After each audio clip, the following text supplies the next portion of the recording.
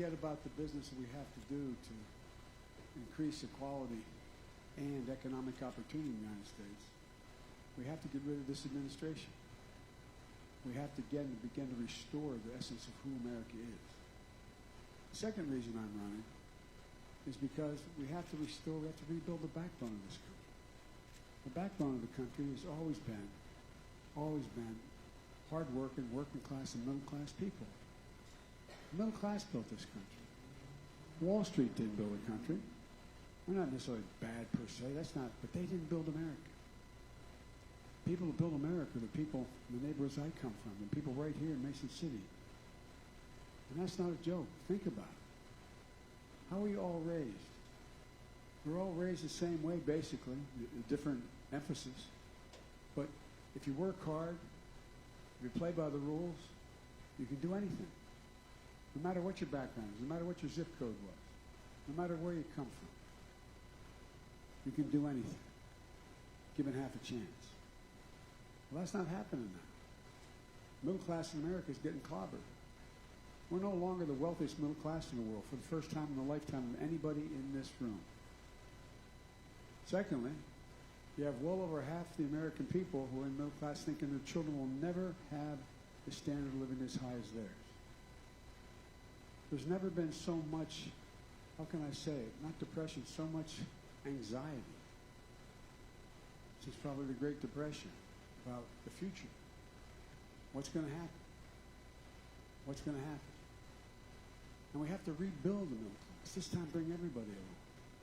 We have to rebuild the middle class in small towns and rural Americas, in the small towns and in rural America. Not just rebuild the middle class so that, in fact, what happens is you raise your children and they decide they got to leave to go have an opportunity somewhere else. You got to build it here. Here. In the parts of my state, towns of 10, 20, 30,000 people, towns of 3, 4, and 5,000 people, so that people have a reason to stay. Because you all are, and it sounds like a little bit hyperbole, you are the moral center of the country. You know, you all talk about, Midwestern values and middle-class values, but it's true. It's who we are. It's who we are. And folks, third thing we have to do is we have to unite this country. I know a lot of the folks who are seeking the nomination don't think that's possible. They're good people, by the way. All the people I'm running with, and we're running with one another, they're good, decent, honorable people. But the fact is, a lot of them think that there's no way to unite them. No way to bring us together. Because things have changed. You watch any of those debates, which are really not debates, they're sort of 60-second assertions we make. And that's no candidate's fault. It's just the nature of having 10, 12, 90 people on a stage. But look, the fact is that if you think about it, unless we pull the country together again, we got a real problem. The way our rules are set up, the way our Constitution is set up, you have to be able to reach consensus. You don't get anything done. It just results in the abuse of power if you don't get consensus. The president says, well, no one's acting, so I have the right to act. That's not right for a Democrat or a Republican. And folks, the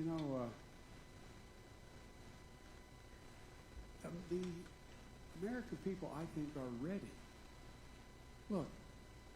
Look how we're even getting divided based on urban and rural. Why should someone who lives in a skyscraper in New York City or in Los Angeles have any more or less of an opportunity? Why do we have to choose between that and someone living on a farm in this county?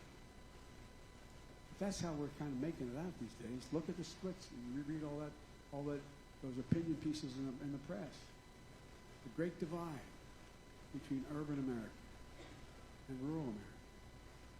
There's no reason for it. That didn't always exist. Always differences. It never existed the way it does now. And folks, we got to change it. And the way to start to change it, I'm going to get right to it and not keep you a long time here.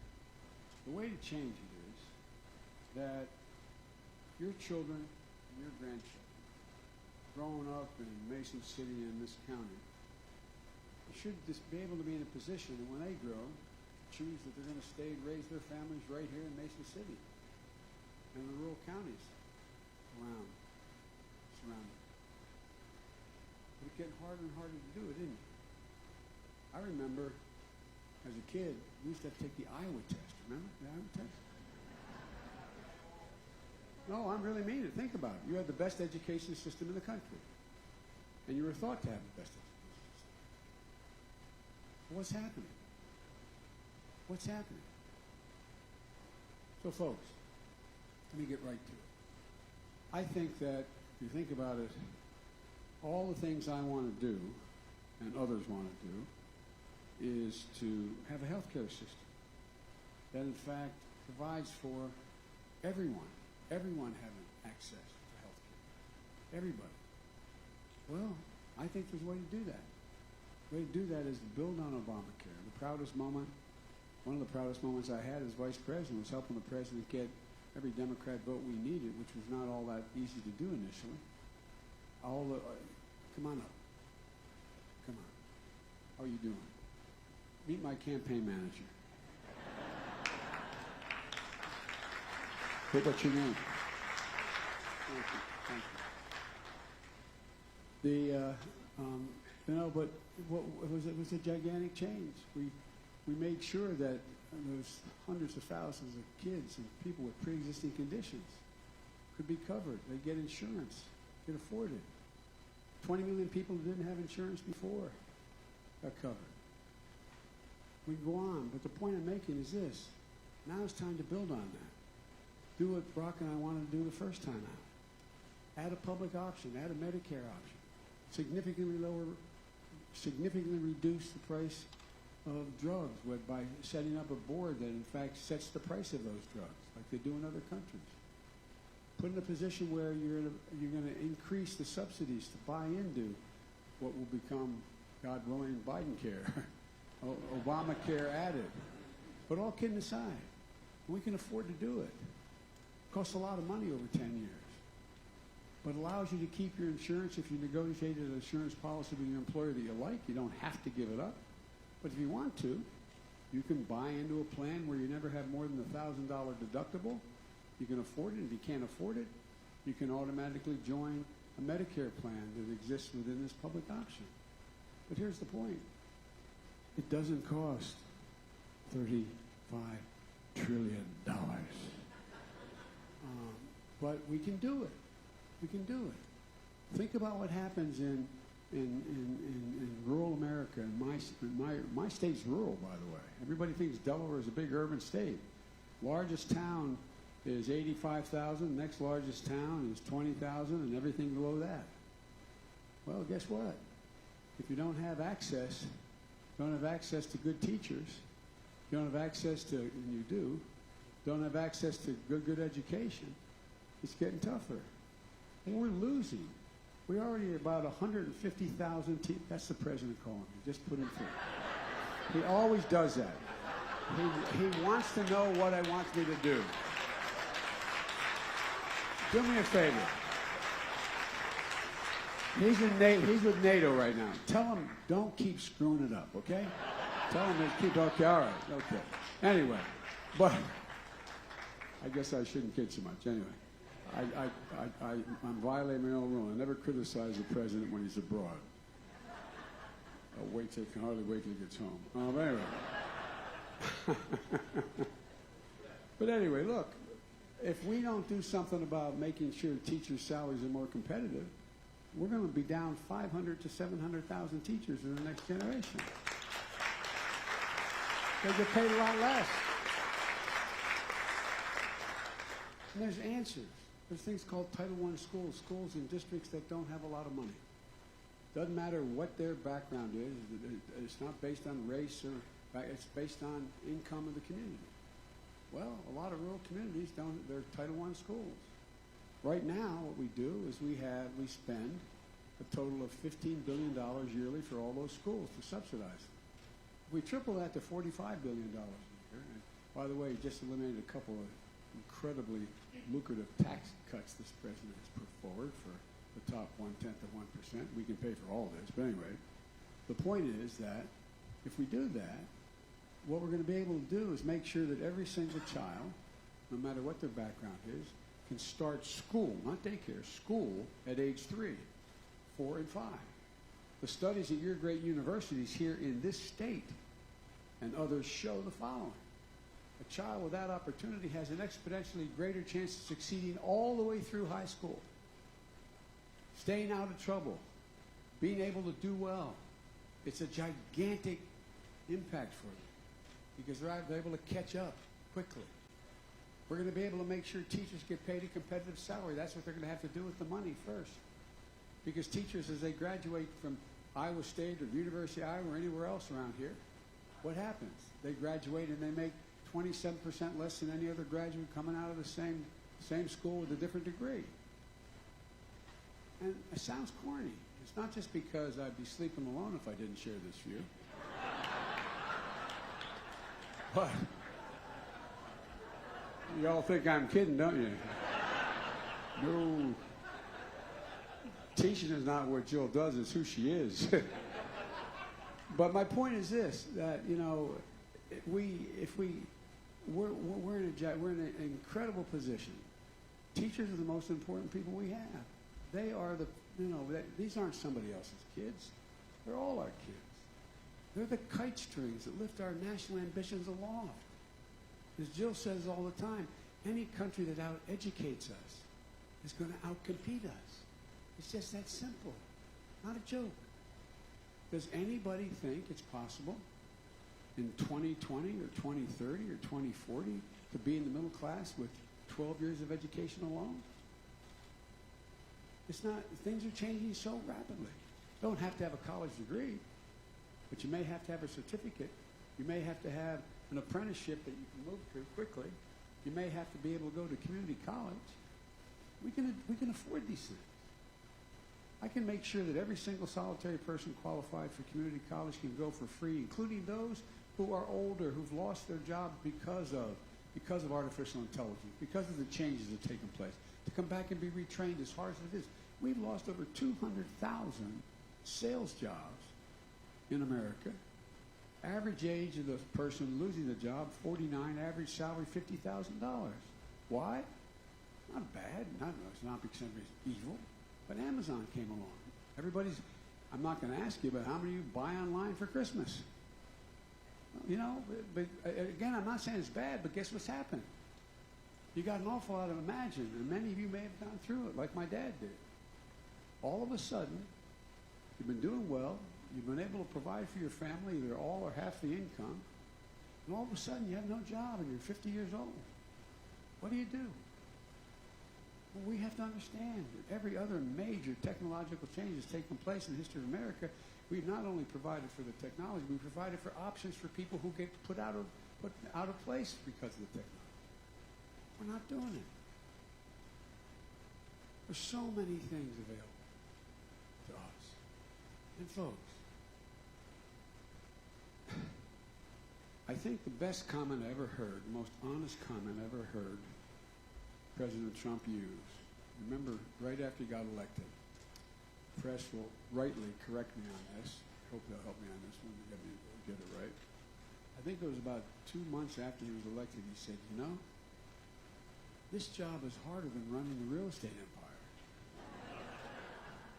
Like, okay. But he said it. I didn't even think he was serious.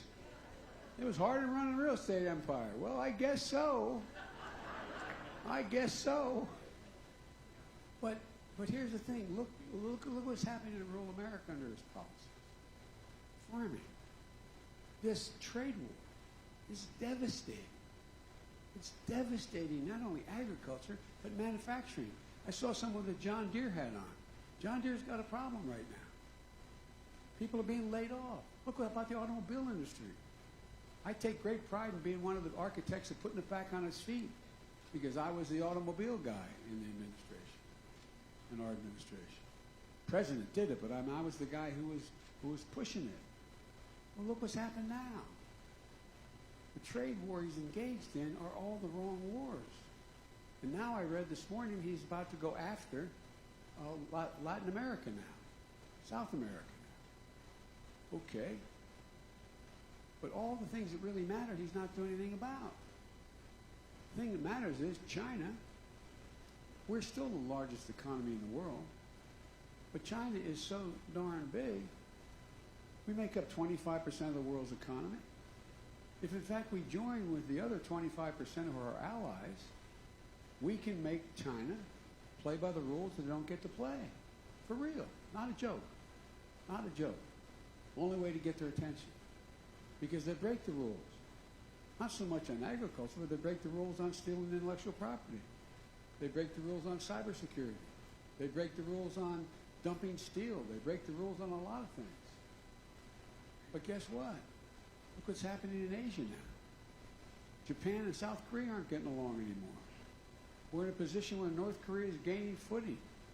Australia's not sure what to do because that Goliath above them, China, is just leaning down on them. Folks, we have no policies. And the reason I'm talking about, I know I'm the foreign policy guy, but that's not what I'm talking about. I'm talking about it because there's direct, immediate economic impacts on Americans at home.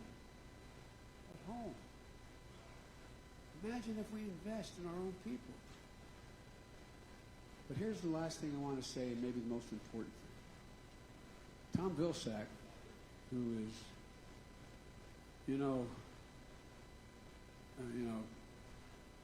for the people who know you really well, you can never be a hero. But this is one of the smartest guys I've worked with. Not a joke. He was Secretary of Agriculture when the President gave me authority to handle issues, whether they're foreign or domestic policy. And look, no president can handle everything lands on his desk by himself. It's getting too complicated. So you have to have a vice president you can actually have the confidence to turn over a chunk of the responsibility and turn over presidential responsibility. When the president gave me authority, he gave me presidential authority. I only did about 20% of what he did, but the things he gave me, I did. From the cancer moonshot to dealing with the Recovery Act and a number of other things. And allowed me to go out and pick out anybody I wanted to in the administration to work on what I wanted them to work on. I held almost as many cabinet meetings as the president did, just because of the specific responsibilities I had. And my go-to guy through the whole thing, not a joke, was Tom Vilsack. He was the go-to guy. So when I wanted to refine my agricultural policy, rural policy, I sat down with the Secretary of Agriculture. And here's the deal, and I'll conclude with this. The future of this country lies in large part in rural America. It's not hyperbole. Not only are you in a position to be able to continue to provide the food and fiber for the country, but much more than that now. With global warming, you are going to become the go-to sector of the economy. We should be paying rural American farmers to grow crops with deeper roots. Why? Absorb carbon from the air. We should significantly increasing Tom Harkin's conservation program, significantly increasing the number of acres put aside and pay farmers to do that because it becomes a carbon sink, like Amazon, and it takes the carbon out of the air. It moves us toward net zero emissions. We should be taking, like we do in my state of Delaware, because we have a large agricultural economy. In the Delmarva Peninsula, it's between a $4 and $5 billion a year industry. There's chickens, broiler chickens. Take a look at it. And here's the deal: it has some very side effects that are environmentally dangerous, like you have out here with cattle. It's called, and pigs. It's called manure. Well, guess what? We have the technology now to be able to go out and pelletize this. Take the methane out, use it for energy, and sell the pellets. But what that's going to do, you know what it's going to do? It's going to provide about every 20, 30 miles, I'll throw all over rural Iowa, new high-tech industries that are there to do this cleanly and efficiently. Ethanol. Look what he's done to ethanol. He's chosen the oil companies over the farmers. We set this process going. You all ended up in a circumstance where you go in those ethanol plants, you end up, they're not making $10 an hour or $15 an hour, they're making $45 an hour. They're growing an economy. And what's happening now? But all the future cellulosics and so many things.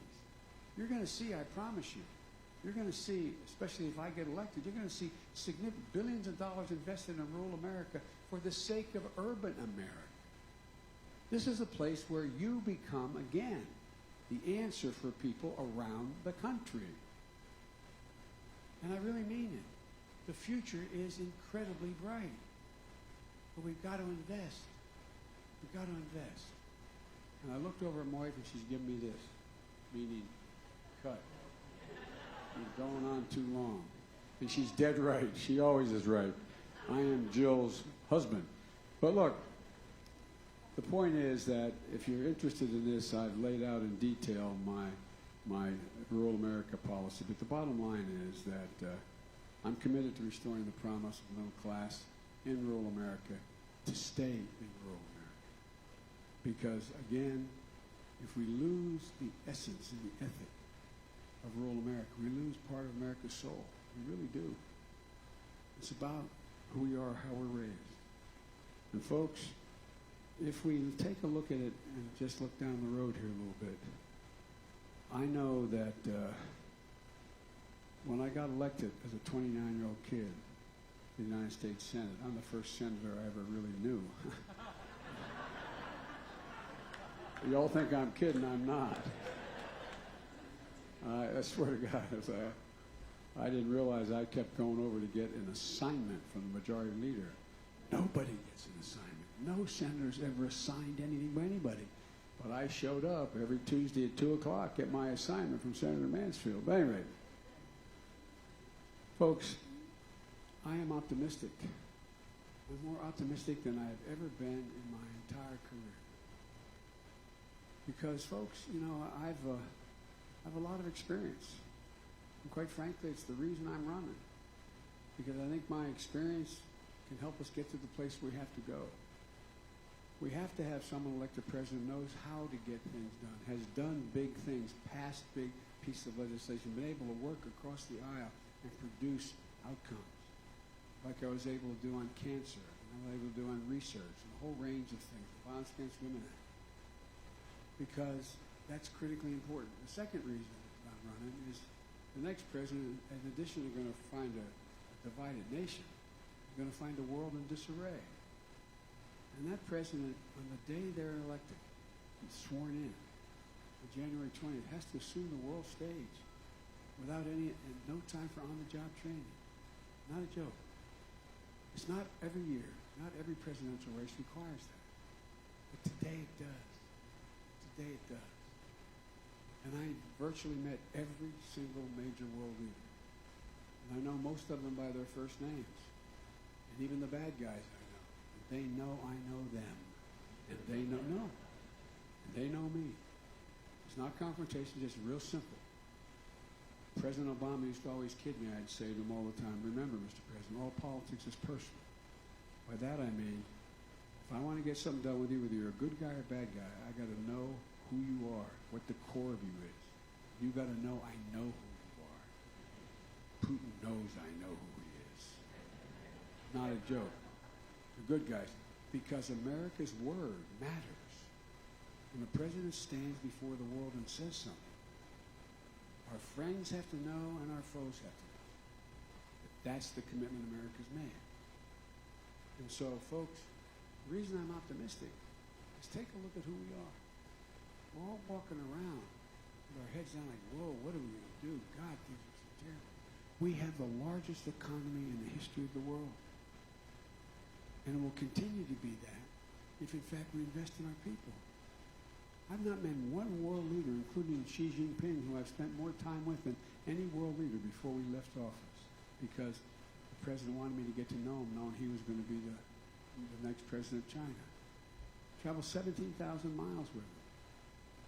Had dinner with him, like they tell me, 24, 25 hours of private dinners. I'd have an interpreter whisper in my ear, and he'd want one in his ear. By the way, my interpreter turned in their notes. Yeah.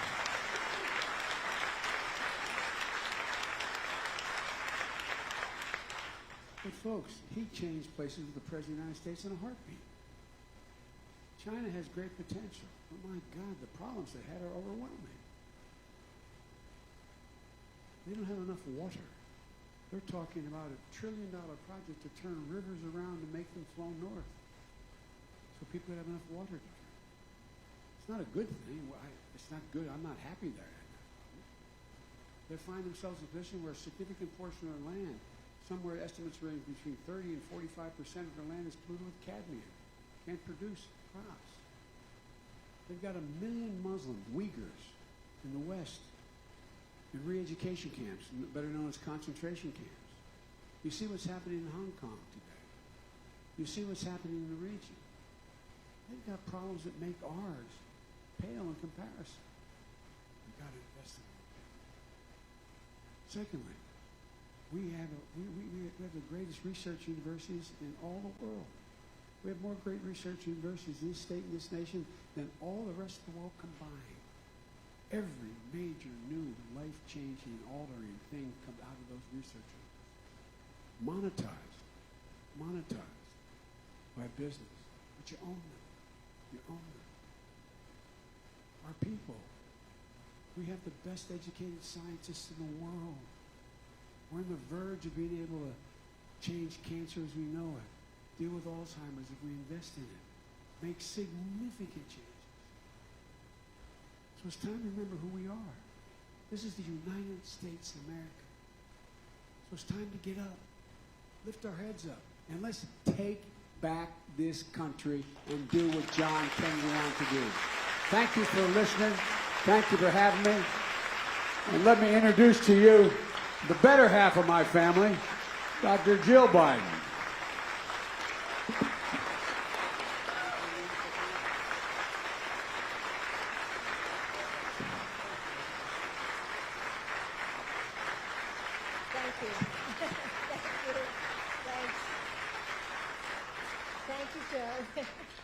So they tell me I'm the closer. So in 62 days, Iowa has a choice to make. But just for a moment, I want to take you into the future. I want to take you past the caucus, past the election, and into the next year, the next November. It's 2021. So it's a beautiful morning like this morning in Iowa. And you wake up, and like Joe and I did this morning, you know, we had our morning coffee. And then you pick up your morning paper. And the headline isn't about some late night tweet storm.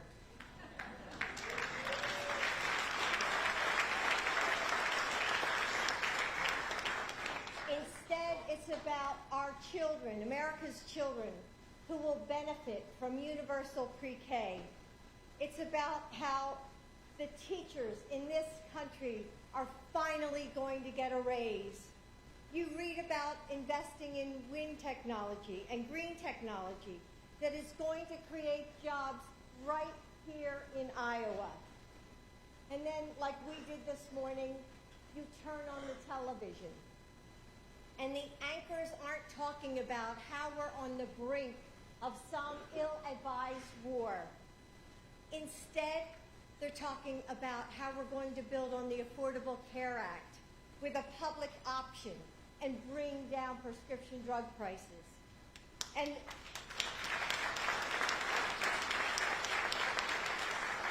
they're reporting that finally, someone is standing up to the NRA and keeping our kids in our schools safe.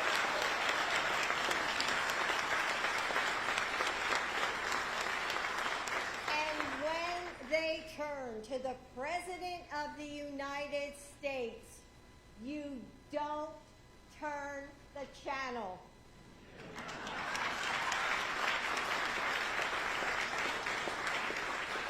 You call in your kids from the other room because you want them to hear what the President of the United States has to say.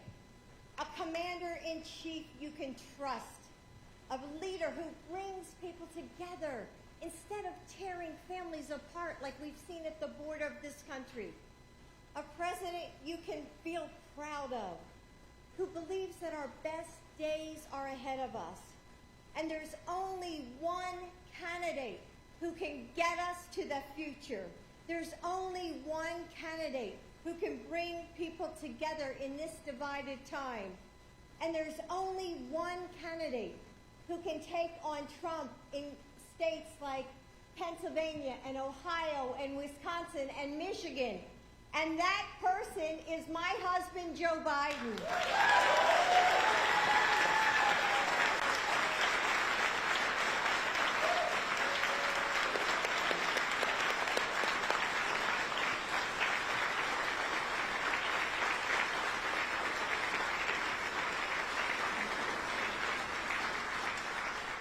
But Iowa, he can't do it without you.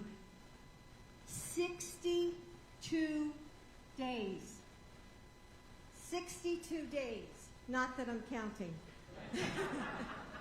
So I've been traveling around this state, and I have to tell you a true story. So they have me making phone calls to people as I travel. And they say, I'll call somebody, I'll say, well, Susan, you know, who are you supporting? Do you think you could support my husband? Because this is what he believes in, and I explain it. And they say, well, Jill, I don't know. Because I've only met your husband 3 times. And I've met Senator X 7 times. Do you think Joe could come to our house for dinner?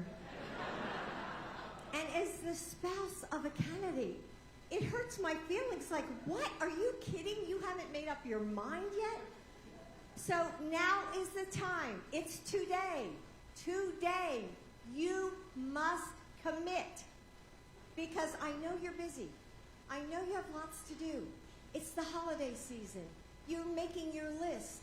So on your list, where you have written, decide who I'm going to commit for, cross it off, because today you're going to commit to Joe Biden.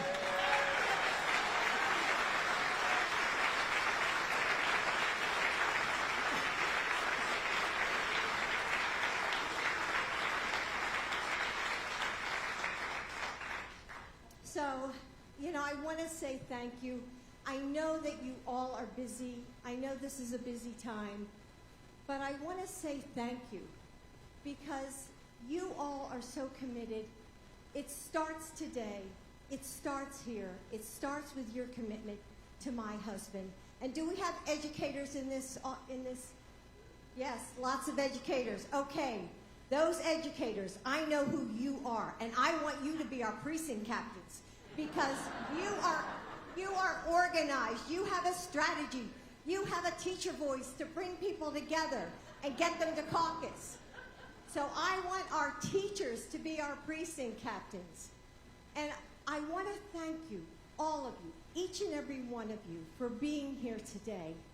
And thank you for your faith in an idea that's bigger than any one of us, that we can build a better nation if we do this together. So thank you for being here for Joe Biden.